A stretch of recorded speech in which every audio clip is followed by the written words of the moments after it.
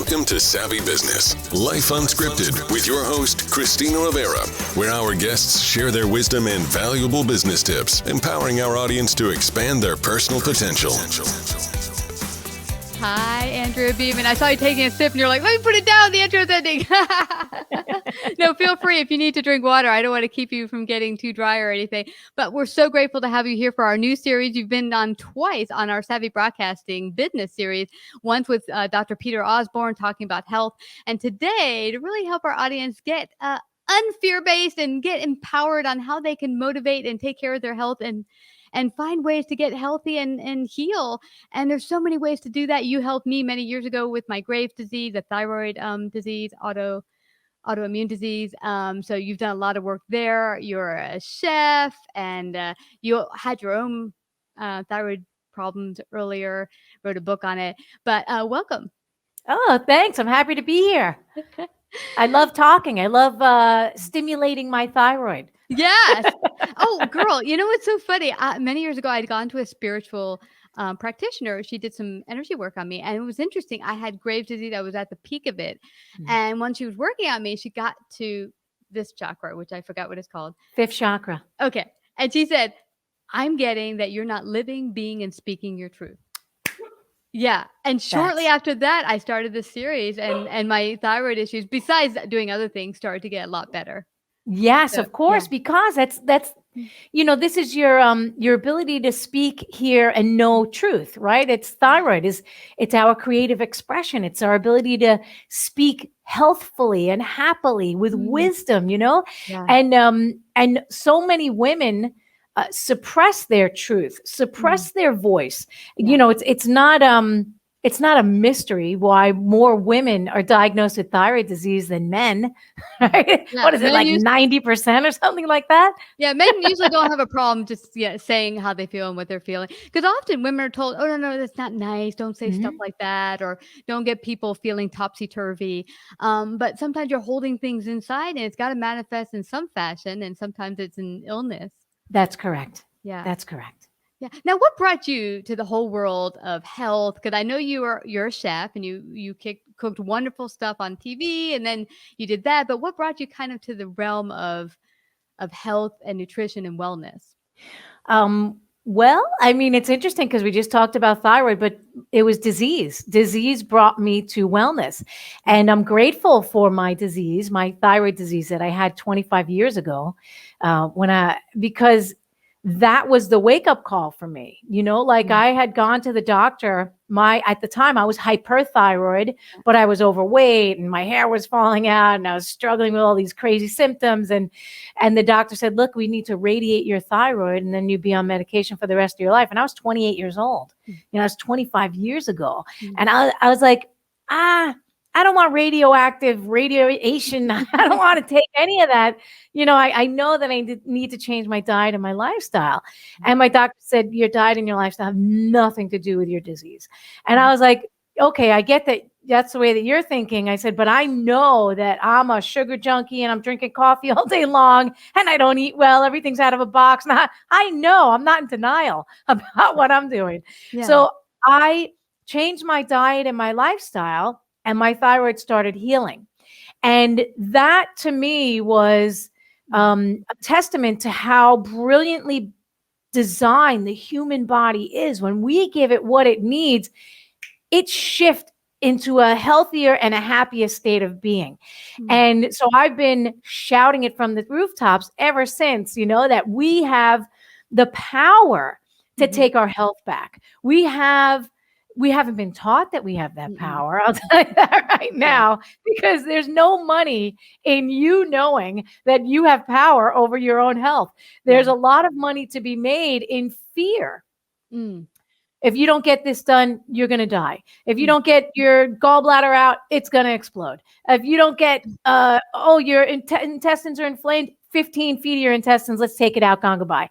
Like cancer. You want to talk about the biggest fear prior to COVID? Can I say COVID on the air? I know we'll get Go for censored. it. Yeah. Prior to COVID, the other C word was cancer. The big C, fear, cancer. Yes, Yeah. fear of cancer. Are you going to die? You're going to die. You're going to, right?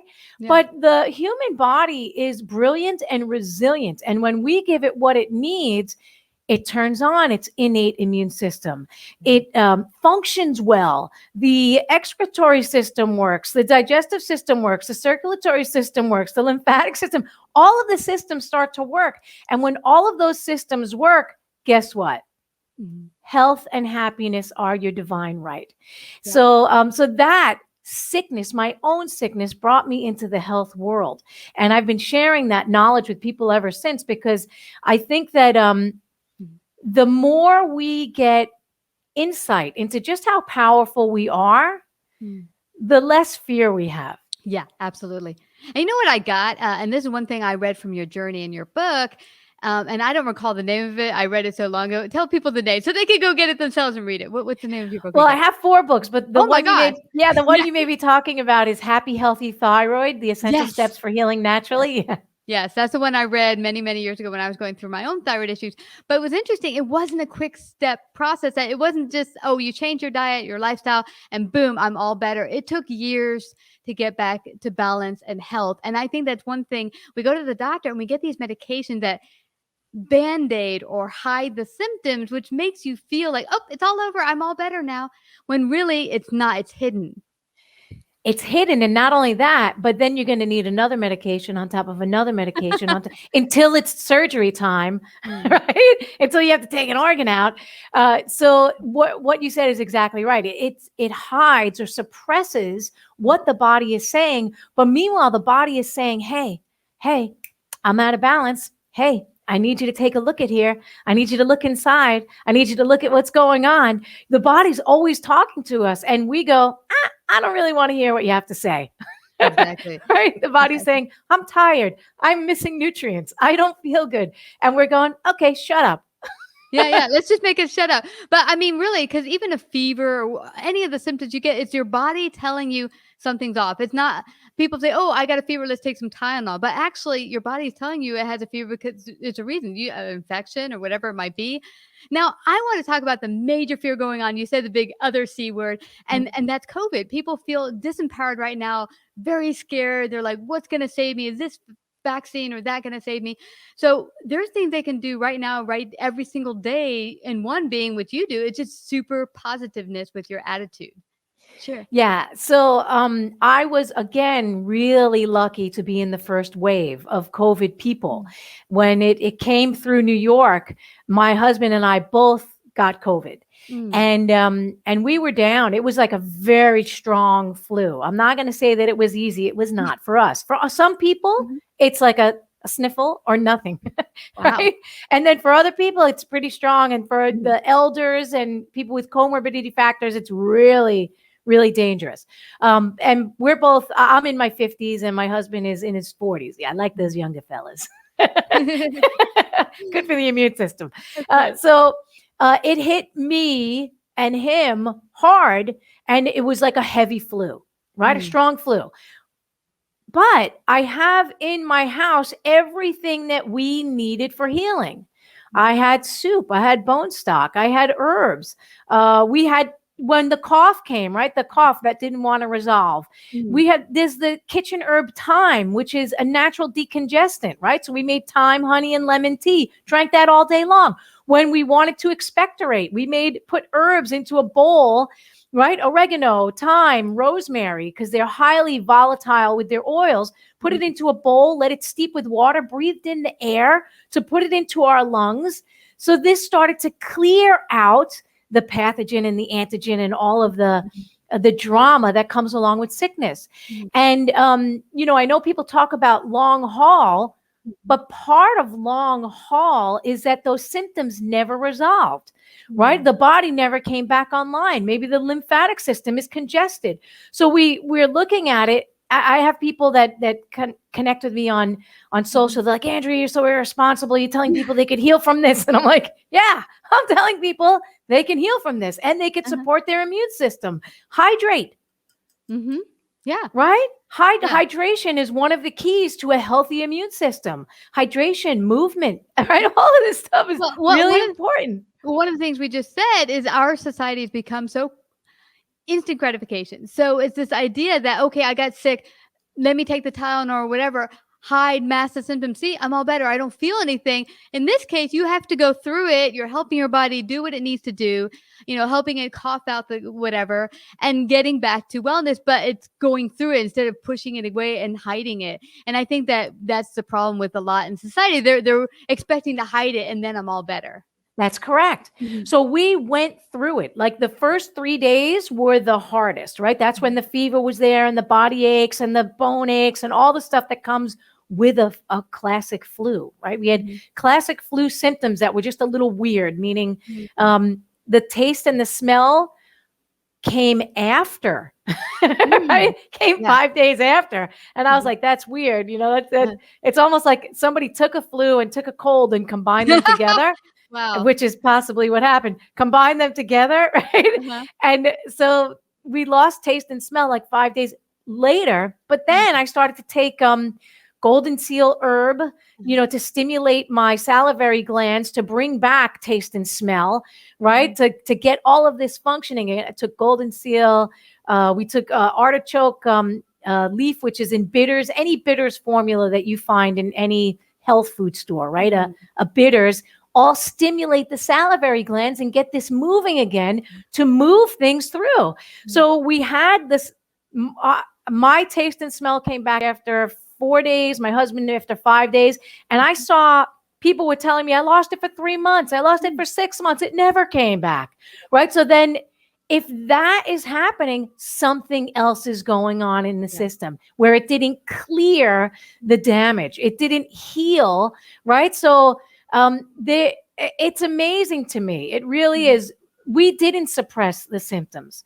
We let it run its course in the body and then naturally helped clear it out. We gave the body what it needed to do its job. So we also didn't, when the pain and the body aches were there, since nobody knew what this was in the beginning, everybody was like, what is it? We weren't even taking aspirin, nothing, zero. And I was in the bed and I was like, oh God, just one little aspirin, please, God. But we didn't, and it passed. Yeah. Now, I think there's two things. One, how do people begin to get in touch with their body so it can see what does the body need? And the other question I'm wondering is how do you, when you're in the midst of fear around you or even going through this, do not let it grab hold of you and drag you down the pit of, darkness. Yeah. So, I mean, that's a very deep question, Christina, because it's, you could have everything in your home that you need, right? You could have all the herbs, you could have all the vitamin supplements, you could have the great food, you could have the water, but the fear factor is more on the spiritual plane. Right? The spiritual plane, meaning if you turn on the news or you look at the news feeds and you're getting bombarded or your eyes and your ears are getting fed, it's going to kill you. It's going to kill you. It's going to kill you. It's going to kill you. Right? That fear is on a different plane. You know what I mean? Like it's going in through your eyes and through your ears, and that's having this physiological effect on the human body. But if you step out for a moment and stop the news feeds and stop and just start to tap in, what is the body saying? I'm tired. I need to sleep. I'm dry. I need to drink water. I'm sick. Let me go to sleep. Let me go to the bed. Right. Don't get up and go out into the world. Right. Like that's the time when you pass this. I'm good. No, that's the time when you like literally quarantine. Right. You don't get runny nose, eyes drooling all over the place, scratchy throat. You go and you rest in the bed. That's what the body needs. It needs time to do its work. So when the fear is there, you're going to die, you're going to die, you're going to die, you're going to die. That will actually stop the system from doing what it needs to do. Mm. Right? Because then the system's going to be pumped full of adrenaline and stress hormone instead of the healing that needs to take place. It's now in fight or flight, right? Yeah. So when we have in our system, like we have a lot of systems, and we have our parasympathetic and our sympathetic nervous system, right? They're part of the nervous system. And the sympathetic nervous system is fight, flight, or freeze. Mm. And parasympathetic nervous system is rest, digest, and heal. Mm. So when one is dominant, if fight, flight, or freeze is dominant, then what happens to parasympathetic, right? It shuts down. So they can't both be dominant at the same time. So if you're in a state of fear, that will inhibit your body's ability to heal. So we have to shut off the news and get into the space of love. Right. Again, I go to the spiritual realm. And when I say spiritual, I don't mean like, I'm just talking about your connection to your belief system. Hanging out in nature even. Yes. Totally. When I just go for a walk, I feel tremendously better if I'm stressed. It's just amazing. It's amazing. Yes, because you're connected to a larger universe right? That you are a part of, right? You're not separate from it. You're not, oh, it's going to kill me. It's going to kill me. You're not, you're connected to a larger universe that is supporting you and guiding you and caring for you in the best way possible. So ditch the fear, turn off the television, turn off and start to tap into the wisdom of the human body, because there's a tremendous amount of wisdom that has been implanted in your system by the universe that designed the body, right? Everything was designed by a greater force, right? All the creatures in the world, all designed, right? They, no accidents, right? It's all happy design. And every creature on the planet is designed to be able to function on this planet, right? Yeah. And there's a time and a place for fear. There's a time and a place for fear. There's a lion. Yeah, get scared. That's right. If there is a lion in this room, I want my kick in. Give me the adrenaline that I need to get up, get out, get into the hallway, run down the block, close the door, get right. I need all of that adrenaline going.